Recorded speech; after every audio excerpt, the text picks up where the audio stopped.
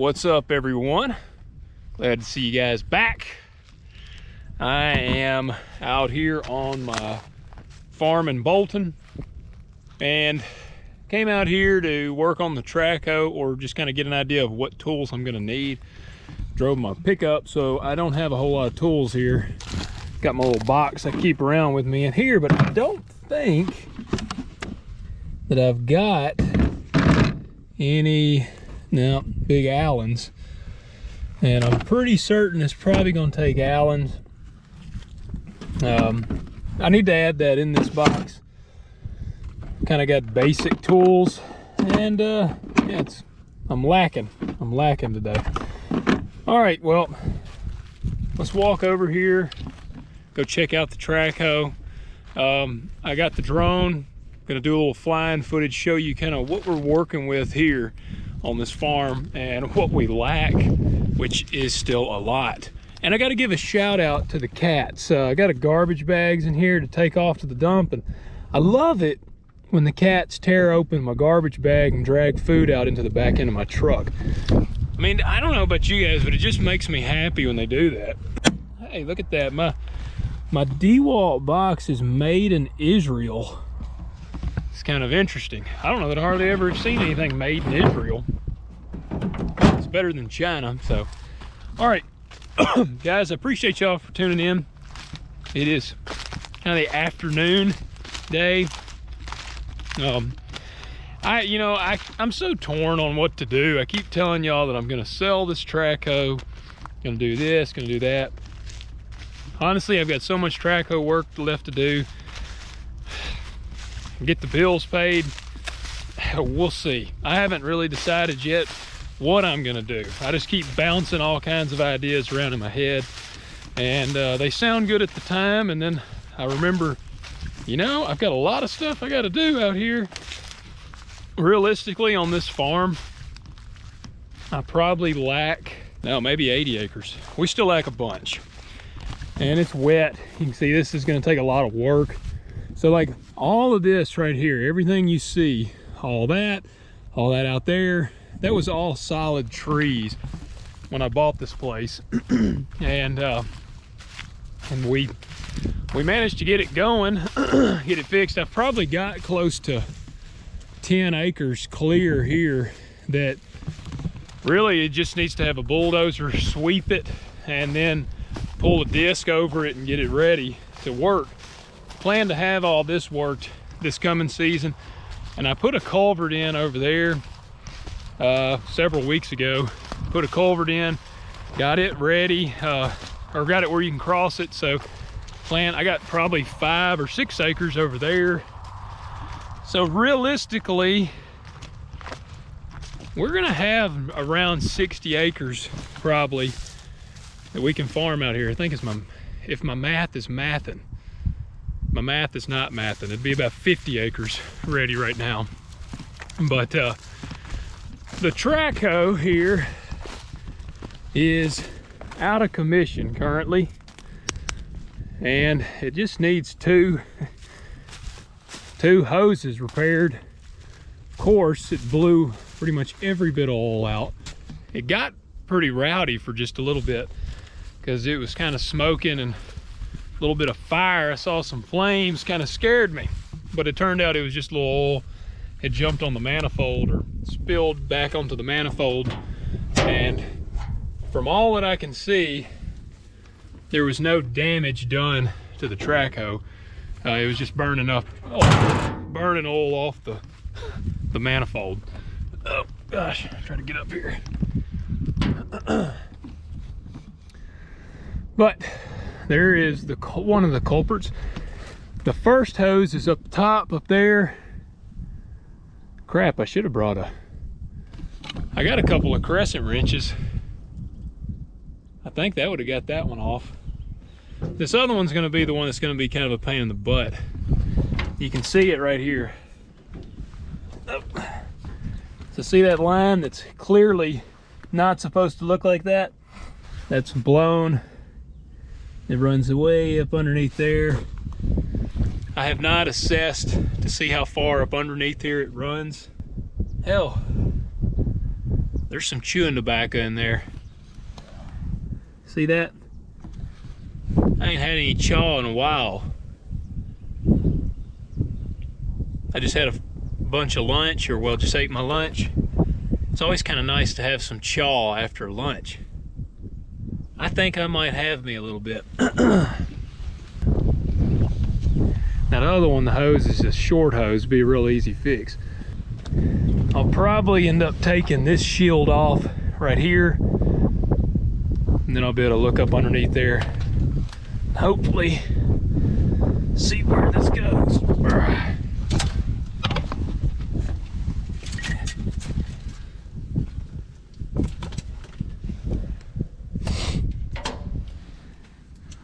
This thing is so oily. Got absolutely covered in oil. Okay, it's actually not that bad. Looks like it's just right there. Just get a little dirty getting her off. You guys can see it runs right up in there. So not a huge, super long hose, but it blew like crazy. Look at that. Would you just look at it? All right. I'm gonna look and see if I got some big crescent wrenches in the truck. I'm gonna try to get them hoses off. I don't want to take them off unless I can go get them fixed. I don't really want to leave that open. I've blown a couple of high pressure lines before on my Volvo, and it will absolutely drain all the oil out when they blow. So it's always fun when that happens. Fortunately, it's rained a few times and it's kind of washed this thing off. But you guys can see, that's really what I'm working with. It's just fairly thick. And what I do is we get the trees down, and then I have to take the bulldozer and we'll probably push most of them up, make a windrow along the edge of the field, all around the edge. And depending on how wide the area is, I'm gonna have to put a windrow kind of in the middle or somewhere, because I can't burn here. We've cleared land in the past, and we generally will just burn. We pile up all the stuff and dig kind of a hole or something, burn it, then you just bury the remains, and it's putting good stuff back into the ground. Well, this farm is in Shelby County, and I mean, I'm just gonna be blunt with you. It's a very liberal county. So in order for me to burn, I have to dig a pit. I gotta have a commercial blower blowing into the pit, and I gotta go pay for a permit because they need more money for the king.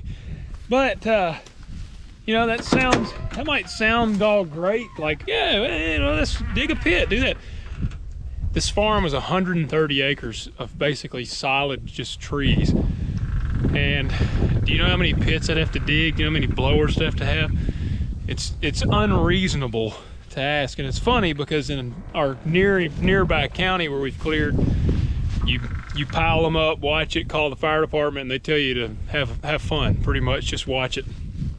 It's amazing the difference in counties and their legislation, or whatever you want to call it. That greatly hinders me. So what I've been having to do is pile the trees up and let them just rot, and then I bury them. It takes a few years, and then I go bury them. I mean, you're putting a lot of good stuff into the ground, because as it deteriorates and rots and decays, it's putting a lot of organic matter back into the soil. So it could be worse.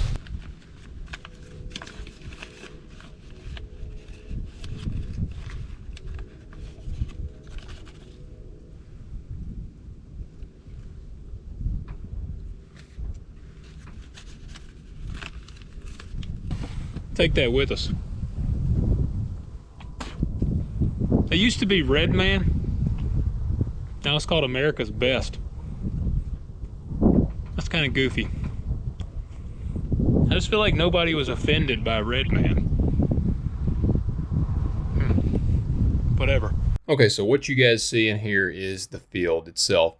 And you can tell all this right here that's open and clear now, that used to be solid trees. When I bought the farm, there was about maybe 5 acres open. And the ground that you can tell where it's kind of got that greenish kind of hue to it there, that's really clear and kind of clean looking, that was what it was farmed. And it's about 37 acres right now. This kind of got the brownish color to it.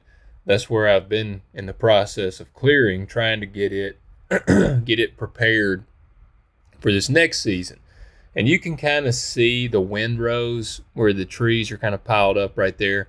And all this right here that you're seeing that's real, like I said, brown looking, that we'll have to have the dozer come in. We will sweep the ground with the dozer, get it cleared out, and then from there we got to run the disc over it. But we'll get it cleared and knocked out here before too long. Which you can see I still got some trees down. This little patch that you just saw there, that's probably around 10 acres left. And now we're going to fly over the culvert right there. You can kind of see the culvert I put in, and you'll be able to see these windrows of trees that I was talking about. Now these are up there those are several years old now, probably 2 years old, so they're pretty rotten, and I think I can kind of shake them down. I may be able to bury those, maybe, but this gray patch of trees that you're seeing now, all that is a part of this farm. That's what remains to be cleared. And as you can see from this, it runs a pretty long ways back here. That field to the left where it's green is one that my dad farms, and the gray patch of trees on it, that's this farm. And you may be able to tell from this footage here, but you can see the four-wheelers have been wreaking havoc on this place. There's standing water in there where they've just wallered out holes.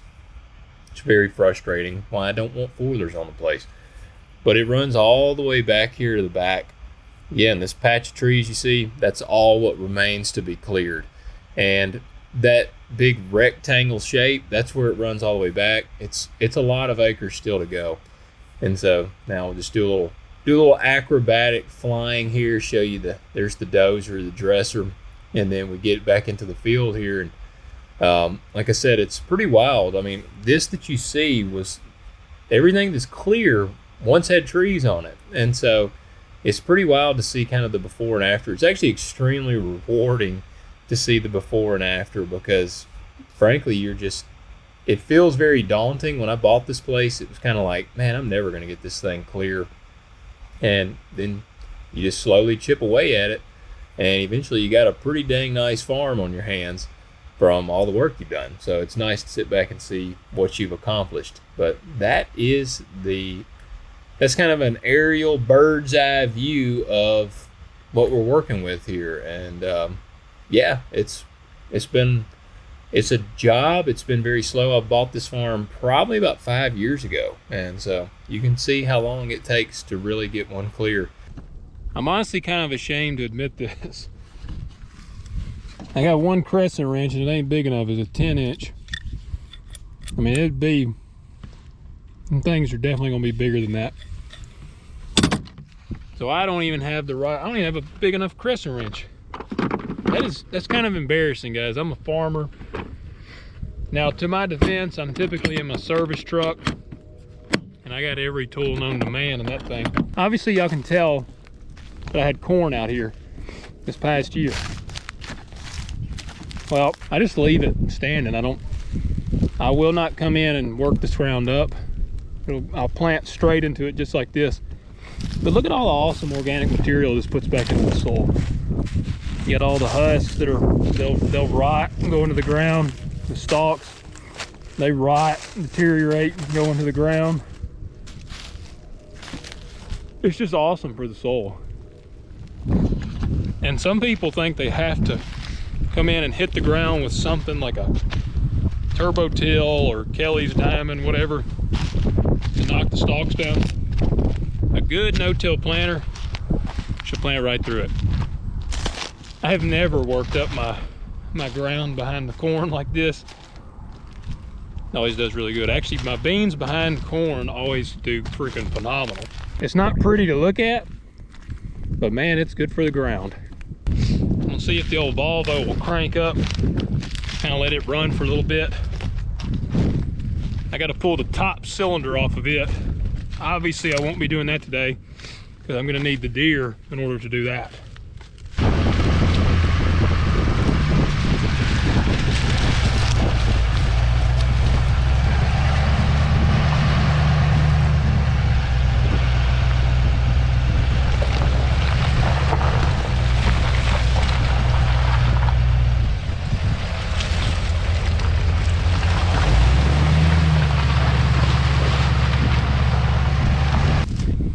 You know, I know I talked about how my heavy equipment stays broke down, and it seems like it does here lately.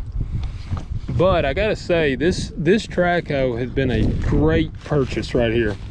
It's an absolute monster. It's a 330 Volvo. It's a huge track hoe. Weighs about 85,000 pounds.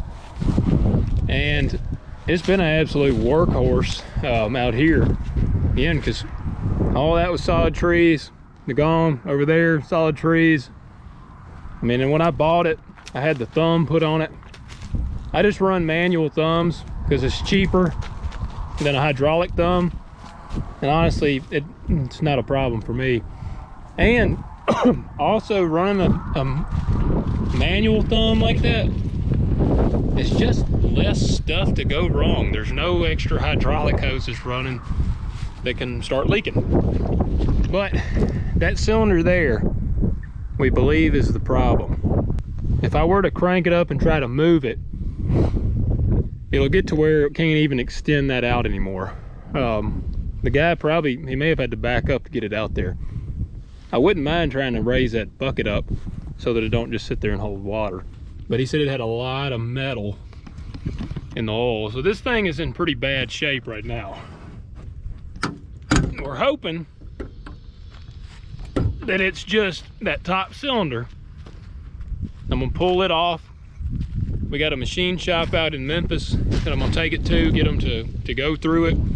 Hopefully they can fix it, slap it back on here, and that'll be the end of our metal issues. There's a little bit of electrical stuff going on, but that's all right. Now you can see this, sprockets are still good on this thing.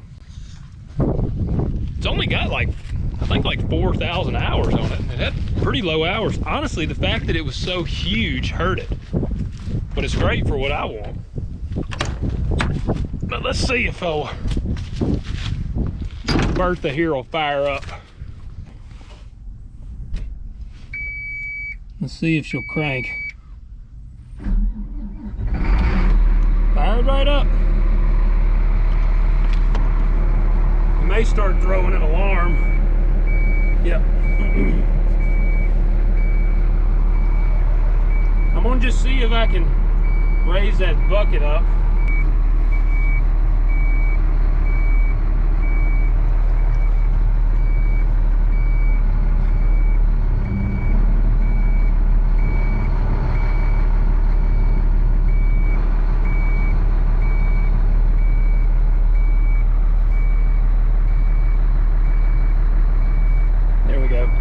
The electrical stuff is not as big of a deal to me as the obviously the hydraulics, but that way that'll keep it from just holding water in there. But the Volvo could potentially be a big deal if I fix the cylinder and get it put back on. There is a possibility that we still get metal pieces in the oil. If that's the case, then my pump is probably going bad, and that is expensive. That's gonna be about, just the pump's probably about 6 or 7 grand, and that is just too much. See, part of the problem with this electrically, this is your throttle right here. It doesn't throttle up any. Supposed to throttle up with that. I've been having to override it. These switches back here. Let's see. Wait. Now it's working right now. It's throttling up. But if I were to start trying to run it, it would alarm out. This switch here, you flip it down and it actually makes it run wide open. And normally I don't run a track hoe with about half throttle, especially this one. This track hoe has probably 250 horsepower. It's got a lot. And this track hoe's got 5,400 hours on it. That is very low hours. It's a 2004. She ain't the prettiest track hoe because she's been a demo machine, but that's low hours. You could fix this thing up a little bit, clean up the interior some, slap a little bit of paint on this thing, make it look a little better, probably get pretty good money for it. We brought this disc out here because once we clear it, we sweep the ground, get most of the chunks out of the way. We actually will sweep it with the bulldozer, and then we made this. This was like an old chisel plow or cultivator, whatever. We moved all the plows to the back. Got a 3-point hitch hook up here. We call it our root rake, but you just run that and it'll grab a lot of the chunks. You kind of pull them to the field edge and then pick up and dump all the chunks out. It helps sweep the ground because it's inevitably very chunky after you clear a farm. But we'll clear it as best we can, and then we just will absolutely pulverize it with the disc, trying to get it back in shape. This is old 630 John Deere. It's not a bad old disc. We had to swipe a cylinder off of it somewhere, I think on that wing there. So I got to put a cylinder back on it to use it. So like everything out here has to be fixed. And eventually you just get tired of spending the money. Frankly, I just don't have the money to keep spending. So I had big plans to get a lot cleared this winter. It is January 8th. I have gotten not even half of what I planned to get done this winter done so far. And the bad thing is it's been a pretty good winter. It's been pretty dry. So I could have run if my stuff wasn't all broke down, and frankly I was just tired of spending the money. So I got to get that done. I've still got, I won't start planting. I'm hoping to start planting around March, the end of March, beginning of April. So I still have quite a bit of time. I mean, in a month and a half's time, I could clear a lot if I could have everything running. But right now, it ain't running. So goal this week is gonna be to fix that Deere. It's supposed to start raining. It rained just a while ago.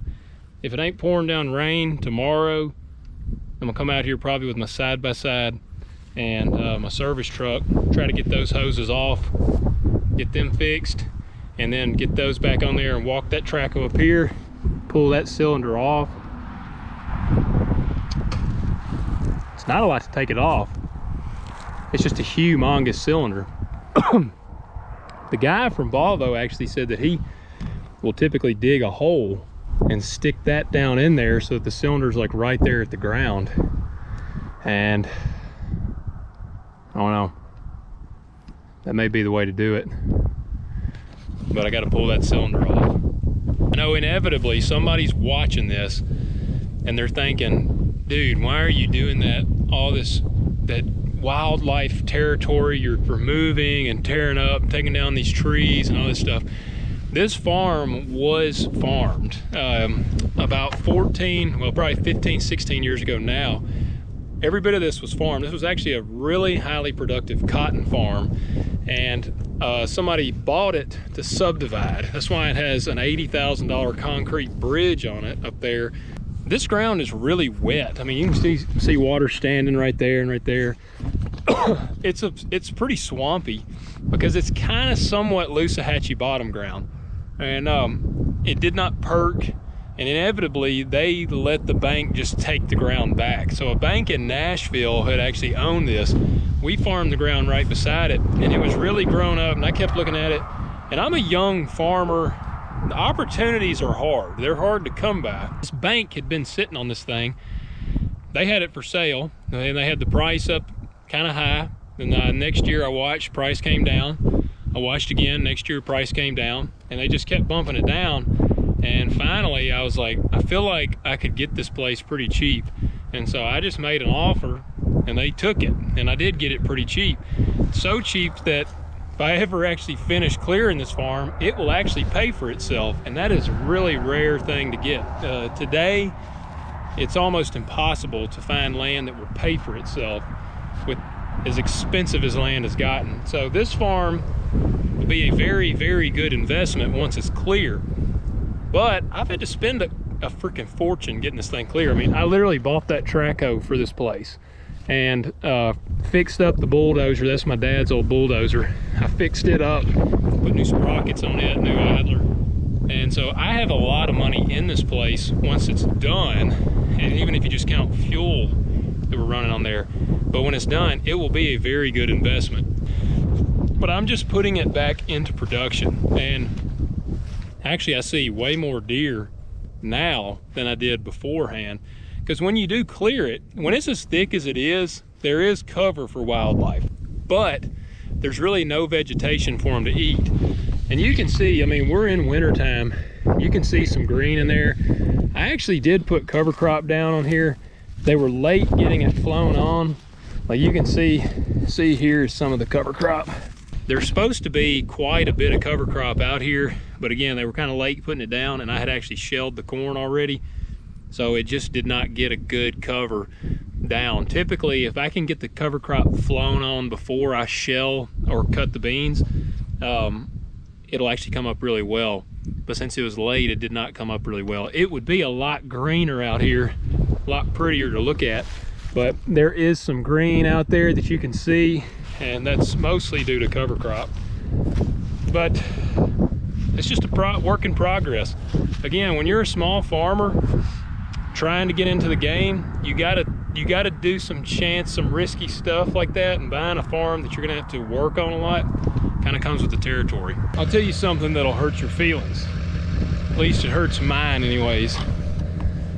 That track hoe, just that track hoe alone, I spent around 15 grand on it last year. That's between service calls, having different cylinders worked on, and buying oil for it. Be around $15,000. And as you can see, it's still sitting there. It is still not right. And so that's the stuff that tears you up when you're especially a smaller farmer, or I mean just a farmer in general. You ain't got to be small in this case. Repairs and things like that will just, they can absolutely wreak havoc. Didn't have a lot of ag expenses this year. Most of my big costs came from the track hoes and bulldozers, and in particular that one. That track hoe has been relatively problem-free for several years, and it hit me hard this year. That's it for this video, guys. I'll catch you maybe another episode this week, because I'm gonna try to get this one up pretty quick. So I might even try to drop a second episode a little later. Take care. Hit that like button. I don't even think I did that in this video, but hit the like button, hit subscribe, comment below anything you'd like for me to talk about, topics you'd like for me to cover. I'd love to know what you want to hear me talk about. Comment that below, and we'll catch you next episode.